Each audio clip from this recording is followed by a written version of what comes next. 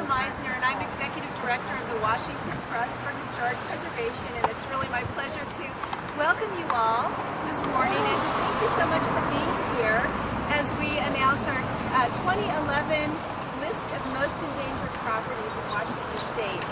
The Washington Trust was founded in 1976, and we are Washington's statewide nonprofit preservation advocacy organization, and we really work to save the places that matter to all Washingtonians, which brings us here today to announce this list of really significant properties that we will focus our advocacy efforts over the next year on saving.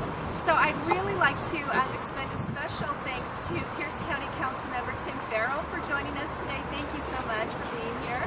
And I really wanted to thank all of those preservation supporters who identified threatened properties in their own communities and took the time to nominate them to this list. It's really, that's how we find out what's threatened out there, and we really do appreciate your support and involvement.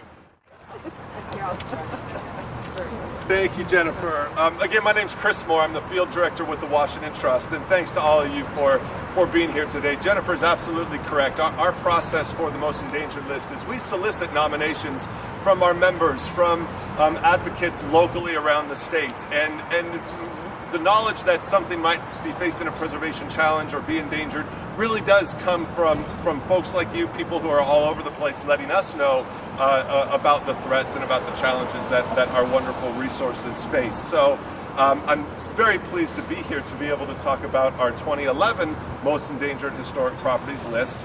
There are fewer than we have had in the past. We have 5 properties listed this year, which in some ways is fine because that means we've got fewer properties to focus on over the course of the year. But we have a good list of those properties that have been listed in previous years that, of course, we continue to work on to find a good, positive preservation solution.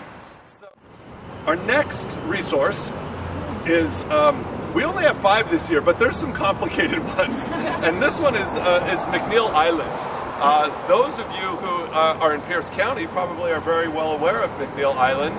I like to now refer to it as Washington's Alcatraz, although what I've come to find is actually, I think there's the first prison that opened on McNeil Island predated Alcatraz, so really Alcatraz should be California's McNeil Island.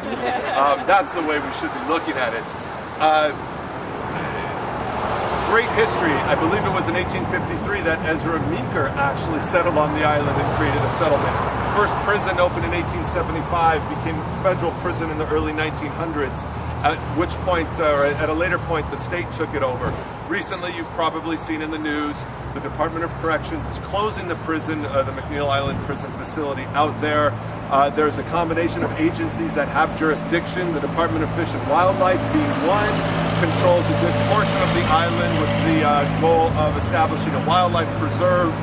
Department of Social and Health Services administers a special commitment center on the island, which creates yet another layer of difficulty for what to be done out there. But overall, there's 50 plus structures remaining from the operations of the prison, and our goal is as things move forward, as each of these agencies work to determine what happens out there, it's of paramount importance that we know what the historic and cultural significance of the buildings, of the resources are. And to speak a little bit more to that, I'm very happy to have Pierce County Councilmember Tim Farrell say a few words. He's been extremely supportive for McNeil Island and really for heritage and historic preservation in general. So thank you very much. McNeil Island is one of those rare confluence of history where we have tribal, early settler, Chinese, and a federal state prison, and of course our state resource, and when it was a prison for Washington State. The Puyallup Indian tribes and several other tribes would pass through. I don't believe there's ever actually an established settlement there, but there are archaeological sites scattered throughout the island, and we need to make sure that we preserve what's not only on top of the ground, but what's under it as well. Out in the 1850s, Ezra Meeker plotted the area which later became the site of the prison. When his brother was killed in a shipping accident, he chose to move over to Puyallup, and the new history that we're all familiar with Ezra Meeker began. In the 1870s, it became a federal prison. It was used as a holding site for Chinese immigrants who were deported from Washington State and around the country and sent back to China. It was a federal prison up until the 1970s, and then it became a state penitentiary, and is now 150 years after Ezra Meeker decided that it probably wasn't a good idea to try to farm and work the island. The state of Washington decided to get the same idea, and it is now in a state of flux. There is a lot of challenges as to who owns and maintains the property of McNeil Island, which makes trying to preserve the buildings and the facilities that are there, as well the archaeological resources underground, even more difficult. But we have some very interested people on my county council, one including Stan Fleming, who is succeeding me as the resident historian on the Pierce County Council. Very happy to have him there.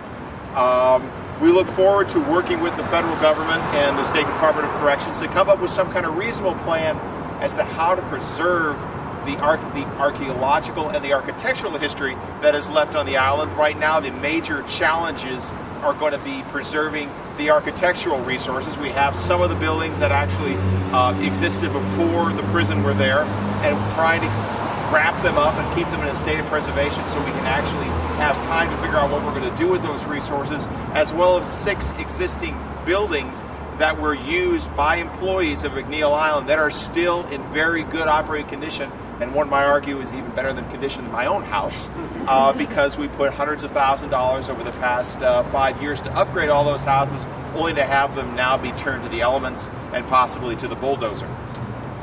It makes sense that if the state of Washington is looking at trying to maintain a preserve on that island, to have people actually living there so they can patrol and protect it.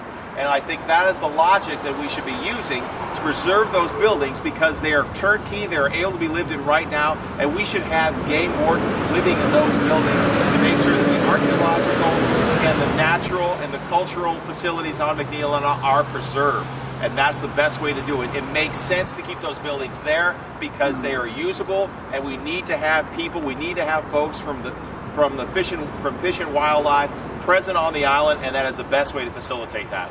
I hope that you will be able to work with us, work with Stan, work with myself on trying to make sure that those resources are protected and we protect the natural, cultural, and archaeological history of McNeil Island. Thank you very much for your time. The nomination for McNeil Island came from the McNeil Island Historical Society, appropriately. And I'm very pleased to introduce Ann Berkeley. Ann is the president of the McNeil Island Historical Society, and she came to us today from Atlanta. I realized during one of our conversations that she wasn't just down the road in Tacoma, she was in Atlanta. So Ann, welcome, and certainly I would invite you to say some words. Great. All right, well, it's wonderful to be here. I really appreciate you all coming out and in support of preservation. McNeil, as Tim mentioned, is just a wonderful, unique place. It's the most magnificent view of Mount Rainier you'll ever see, and the natural beauty just uplifted the souls of everyone there, the incarcerated, the residents, and it's really unique. It has a far greater depth of community history, which when you're thinking about saving buildings, you're really saving communities, the people who are involved in it, and there's a whole history, starting with Ezra Meeker, going through John Proctor of Proctor Street in Tacoma, Arthur Denny from Denny Way, used to go and hang out with Ezra Meeker at his cabin. So that's where they became lifelong friends. There's a huge history there. And I grew up there. I was fortunate enough to live on the island in one of the houses that has been restored, so it's no longer all that great, but it was made by the inmates. And so there's a unique history there as well, that they were allowed to interact with the people on the island, to have that sense of humanity that causes us to grow as individuals and to give human dignity to everyone. So McNeil has a really unique history, going from predating the state as a territorial prison and then becoming a federal prison, and the architecture on there supports so much that was put into it. The Warden's House is what you see here. It's a 1932 French eclectic revival, Renaissance, and it was built by Heath Govan Bell, who I'm sure you're all familiar with. They were communicating architects on McNeil, so the buildings we're talking about were mainly designed by them, and wonderful, just absolutely gorgeous construction, and all done by prison laborers who were happy to do it because it allowed them to utilize their skills. So there's such a unique opportunity here, and we are reaching out and trying to work with, as Tim said, so many involved departments as time moves on, and preserving it is very difficult, but there's a lot of interest because it is so unique, and it actually touches the nation's history. You know, Charles Manson was there. Robert Stroud, the Birdman of Alcatraz, was originally incarcerated there. Paul Madigan, who actually had the chapel, it's a brutalist chapel built by Mo Kundig, and it won the 1962 award to be developed on the island. So there's a lot of fascinating architecture, and so many tears and angst were shed there. And having lived there, I know that it is possible for people from Fish and Wildlife to live in the houses, because that's what we did. It was essentially fully functional, self-supporting island, and all the systems have just been updated. They just updated the fiber optics, the electrical cables, and the sewer systems, as well as the roads are being repaved right now. So there's a lot of infrastructure that could allow people to be a passive force for maintaining integrity of the sites and the safety of Washington State, as McNeil has always done. Keeping Washington safe by being a passive force on the island, using the houses. It makes everything not a waste. It preserves gorgeous buildings, very similar to that, great architectural detail, and it keeps us safe because people who are unfortunately predators are on there, and they can easily come across the backside of the island to Long Branch. In fact, one of the houses that is slated for demolition, which is in excellent condition because it was just refurbished, is slated to be demolished like this upcoming couple of weeks. So we are fighting to prevent that. We've contacted the original owners of that house, and we are also working with the University of Washington to try to get students to help us in grant funding. So trying to incorporate as many outlets for preservation that we can, because it's so important to preserve the architectural gems that tell us about our humanity and where we've been and where we can go in the future by building on that past. So that is really my hope for McNeil, that it can be preserved to enable the future of Washington by providing some homes and jobs possibly for people who might maintain the outward sites and the buildings, so that we could come over as a state and visit and take wildlife tours and help maybe get some funding for fish and wildlife. There's so many potential opportunities to make it a win-win for everybody. And that is the best case of preservation. Thank you so much. I'm so happy to be here. And I will say the legislature is looking at this. Senator Mike Carroll and Senator Karen Frazier have both been supportive of McNeil Island, and in fact sponsored a bill that would provide for a certain level of funding to do the type of survey that's really needed to assess the historical that exist on the island. That bill unfortunately did not make it through committee. However, we're still very hopeful that some funding will be in the capital budget to see that happen, and hopefully we'll know relatively soon when the budgets come out whether or not that makes it in. Our next resource